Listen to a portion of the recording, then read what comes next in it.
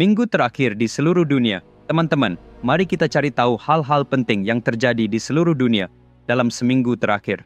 Nomor 1, di Hong Kong, seorang pria berusia 27 tahun bernama Chu Kai-pang dijatuhi hukuman 14 bulan penjara hanya karena mengenakan kaos bertuliskan slogan yang berhubungan dengan protes Liberty Hong Kong, revolusi zaman kita. Kalimat ini bertentangan dengan pemerintah komunis yang berkuasa di Tiongkok. Menurut Undang-Undang Keamanan Nasional Hong Kong yang baru, ia ditangkap karena dengan sengaja mengingatkan orang-orang akan gerakan demokrasi 2019 melalui kaos dan masker wajahnya. Namun, beberapa organisasi hak untuk perlindungan mengatakan bahwa mengirim seseorang ke penjara hanya karena pakaian yang mereka kenakan sama saja dengan menyerang kebebasan pribadi. Nomor 2, ketika Perdana Menteri India, Narendra Modi, baru-baru ini mengunjungi Amerika, Nares mengembalikan 297 barang antik berharga yang pernah diambil secara ilegal dari India. Dari tahun 2014 hingga saat ini, India telah mendapatkan kembali lebih dari 640 barang antik yang dijarah. Sebagian besar dari barang-barang yang dikembalikan ini berasal dari Amerika, dengan 578 barang antik yang dikembalikan dari sana saja. Sementara itu, Inggris mengembalikan 16 barang dan Australia mengembalikan 40 barang. Antara tahun 2004 dan 2013, India hanya mengembalikan 1 barang antik.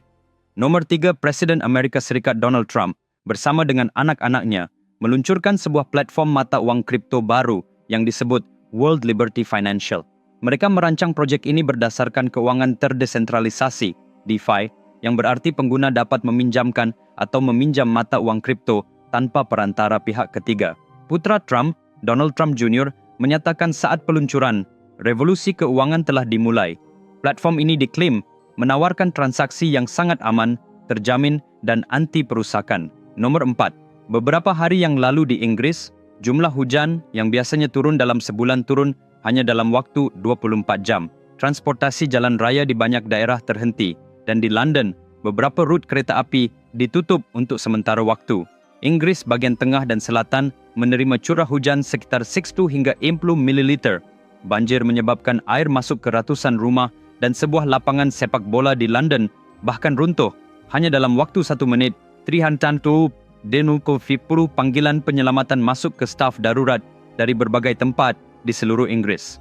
Nomor 5, di Thailand, undang-undang baru yang mengizinkan pernikahan sesama jenis secara resmi telah diberlakukan. Setelah undang-undang ini diberlakukan, Thailand menjadi negara ketiga di Asia setelah Taiwan dan Nepal yang mengizinkan pernikahan sesama jenis. Di bawah undang-undang baru ini, tidak ada diskriminasi berdasarkan apakah seseorang itu laki-laki atau perempuan. Pada kenyataannya, jenis kelamin tidak berpengaruh pada siapa yang bisa menikah. Sama seperti pasangan normal, pasangan sesama jenis juga akan mendapatkan jaminan finansial dan hak-hak medis yang sama dari pemerintah. Pemerintah Thailand memperkenalkan undang-undang ini karena individu LGBTQ+ menghadapi banyak diskriminasi dalam kehidupan sehari-hari dan mereka ingin memberikan prioritas yang sama untuk semua jenis kelamin. Teman-teman, percayakah Anda bahwa hanya dengan membaca satu cerita yang bagus saja dapat mengubah hidup seseorang? Dan jika Anda membacakan cerita tersebut kepada anak-anak Anda, mereka akan belajar nilai-nilai yang mereka butuhkan untuk hidup. Benarkah itu?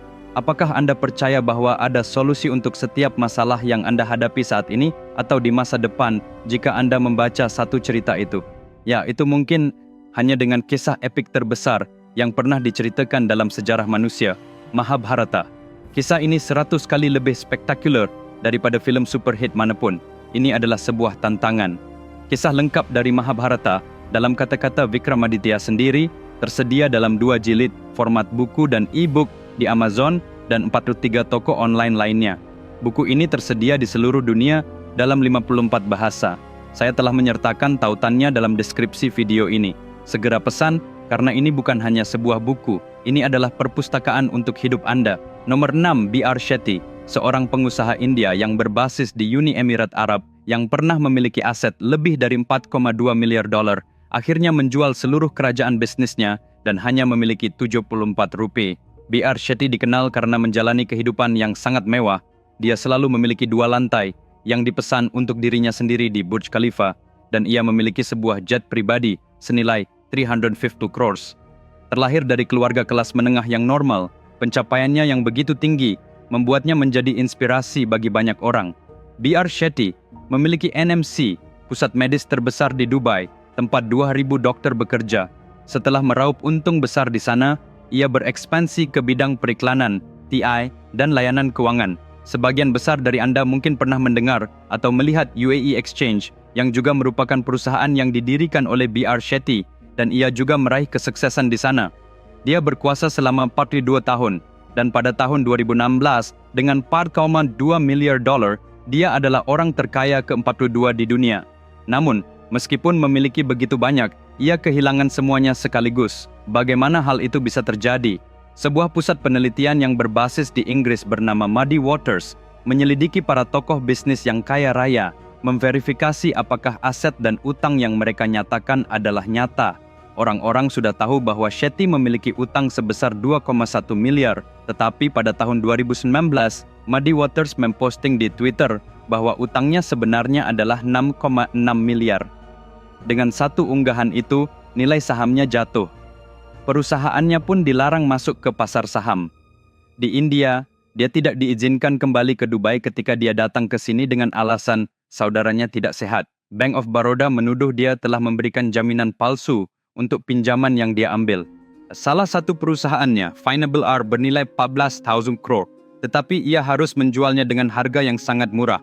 Setelah menjual properti-propertinya dan membayar sebagian utangnya, dan dengan sisa perusahaannya yang masih dilarang, ia sekarang hanya memiliki 74 rupiah. Tetapi ia masih berhutang lebih banyak lagi. Sangat menyedihkan, bukan? Nomor 7. Setelah 44 tahun, China meluncurkan uji coba rudal balistik antar benua di laut. Baru-baru ini, Korea Utara menguji coba banyak rudal balistik jarak pendek ke arah Laut Timur, dan beberapa negara di koridor Asia Pasifik telah mempercepat aktivitas nuklir mereka. Di tengah-tengah semua ini, peluncuran uji coba China telah menimbulkan pertanyaan besar. Melihat perkembangan ini, beberapa orang bertanya-tanya, apakah Tiongkok mungkin akan mendeklarasikan Perang Dunia Ketiga untuk menjadi negara adidaya? Nomor 8. Banyak ilmuwan dari NASA dan Elon Musk memimpikan manusia hidup di Mars, tapi beberapa ahli biologi mengatakan bahwa mungkin akan sulit bagi manusia untuk bertahan hidup di sana. Scott Solomon, seorang ahli biologi di Rice University di Texas, memperingatkan bahwa manusia di Mars dapat mengalami konsekuensi yang parah. Dibandingkan dengan bumi, Mars memiliki gravitasi 30% lebih rendah. Mars juga tidak memiliki medan magnet dan atmosfer pelindung seperti bumi.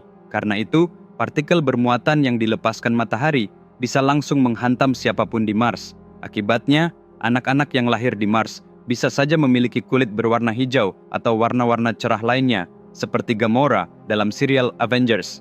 Selain itu, karena gravitasi yang rendah, bayi bisa saja terlahir dengan kelemahan otot dan tulang, dan kondisi Mars bisa merusak penglihatan mereka.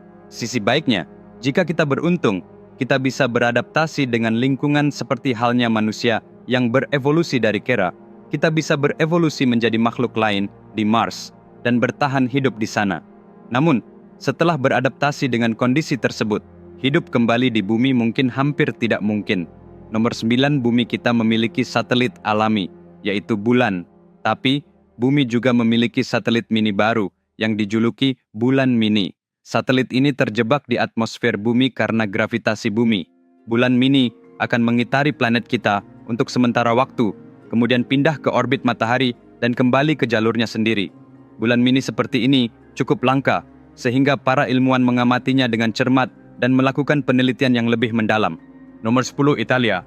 Baru-baru ini mengusulkan sebuah undang-undang baru di mana pemerkosa akan dihukum dengan pengebirian kimiawi. Pengebirian kimiawi melibatkan penggunaan obat-obatan untuk mengurangi dorongan seksual.